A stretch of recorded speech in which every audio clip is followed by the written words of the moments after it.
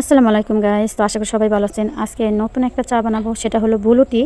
তো দেখতে পাচ্ছেন এই যে ফুল, অপরাজিতা যে ফুলটা আছে, এইটা দিয়ে আজকে 7-8টা ফুল দিয়েই চা তৈরি করে ফেলবো, প্রায় 3-4 কাপ। তো এটা শরীরের জন্য অনেক উপকার। তো দেখতে থাকুন কী কী উপকার সেটা পরে বলি।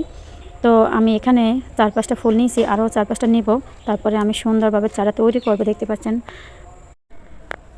গাইস, দেখুন এরকম 7-8টা ফুল দিয়ে আজকে আমি গ্রিন টি বানাবো।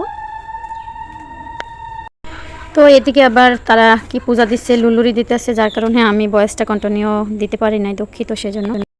এই ফুলটা কিন্তু শরীরের জন্য উপকার। সেটা হলো যেমন ধরেন ডায়াবেটিসের সমস্যা আছে, অনেক বৃদ্ধ যারা আছে তাদের, তারপরে হাড়ের সমস্যা যাদের আছে তারাও খেতে পারবে,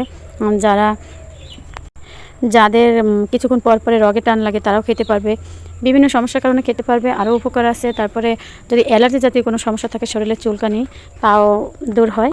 অনেকে এসে বলবেন যে আপনি কিভাবে জানেন। তো আমি এটা ডাক্তারের কাছ থেকেই শুনছি, যার কারণে আমাদের বাড়ির পাশে আছে, সেজন্য আমরাও খাচ্ছি। চাইলে আপনারাও খেতে পারেন। আর অলরেডি আমি বসাই দিচ্ছি। তো গাইস, তো আমি আর মা আর মেয়ে এখানে চলে আসলাম সামনে, যেহেতু চা বসাই দিছি চুলায়। তো মা আর আমি এখানে বসে আছি, আমার ছোট মা। আর এদিকে আপনাদের দেখাবো যে আমি উঠানে কী কী কৃষি দিছি, সেটাও আপনাদের সাথে শেয়ার করব। চলুন, চা খাওয়ার আগে একটু আপনাদের ঘুরে দেখায় আমার যে কৃষি, যে শাকসবজির যে ক্ষেত। তো এই দেখেন, এখানে আমি লাল শাক, পালং শাক, ধনে পাতা, এইগুলো আমি আটি ফেলাইছি। তো অলরেডি ছোটো ছোটো হয়েছে, যেটা ক্যামেরায় দেখা যায় না। তো চলুন, ওদিকে আমার চাও হয়ে গেছে। হ্যালো গাইস, এই হলো আমার ব্লু টি। যদি কেউ খেতে চান অবশ্যই চলে আসেন। আর কী কী খাইছেন অবশ্যই কমেন্ট করে জানাবেন। এখন আমি এটা খাবো গাইস।